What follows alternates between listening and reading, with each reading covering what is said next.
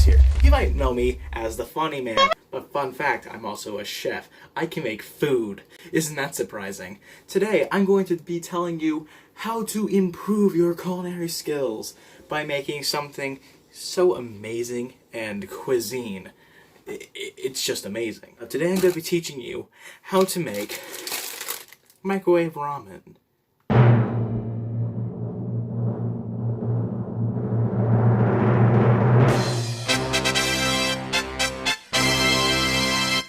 Now, making microwave ramen, it sounds easy.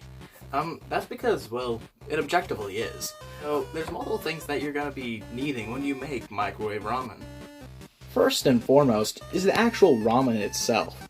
Now, the flavor of ramen isn't really relevant. I just happen to like beef more than the other flavors, so opinions are opinions. Second of all, you're going to need a container, preferably microwave safe, that you can use to put your ramen in. Of course, this is not how we're going to be doing that, but you get the idea. And one of the last things that you're going to need is, of course, the water. You can't really make ramen without boiling the noodles. That would be kind of silly. Now, this is an interesting perspective. Right now you can see my sink, you can see my stuff, and I'm just gonna be, not making a loud noise. But first, we're just gonna open up the ramen. Now, this isn't the definitive way to make ramen in the microwave. I mean, this is how I've grown up knowing it, and this is just a funny thing that I think would be very funny to make. Of course, we're putting the noodles in the container. Why am I hunched over like this? I have no clue. I'm just trying to get into the camera. I kind of put it down a bit low. Always make sure they have your flavor pack out to the side, and then you can just always dispose of the packaging. Now, you always want to fill the water until it kind of fills over the noodles just slightly. That should be more than enough. So now what we do is that we take these noodles and then we put them in the microwave. You can see the microwave door right there. Now we place in the noodles, preferably with two hands, but I'm recording this. And I like my noodles cooked enough, so I'm gonna set it for 4 minutes. And then, well, you just wait for it to boil.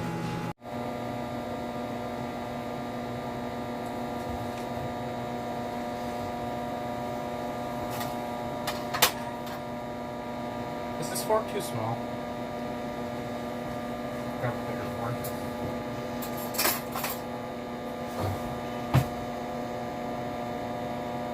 Yeah, that's better. 2, 1. You hear that? That's the sound of some cooked ramen. You might want to take this out. Ideally, you should use both hands by the handles, but, recording, and I bumped my hand on the microwave. Almost hurt my hand. Now, this step may seem controversial to some, but I don't really care for the flavor of the broth as much. So, I do something, well, controversial. I dump some of the water out. You've heard me. So, the way that I've always cooked this is that I always drain quite a bit of it until right around here. The water still has like a nice thin layer on the bottom. Because I just really like the flavor of the packet itself. I don't really care for the actual broth part of it.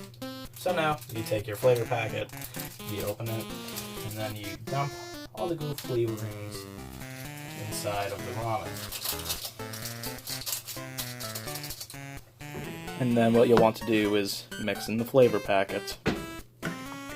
All those good flavors, especially with this one, it's beef, which I adore the flavor of. So, once wow, the camera shows the flavor of the packet a lot better than in real life. That's funny. But, you just want to mix this in until the flavor's all up in there.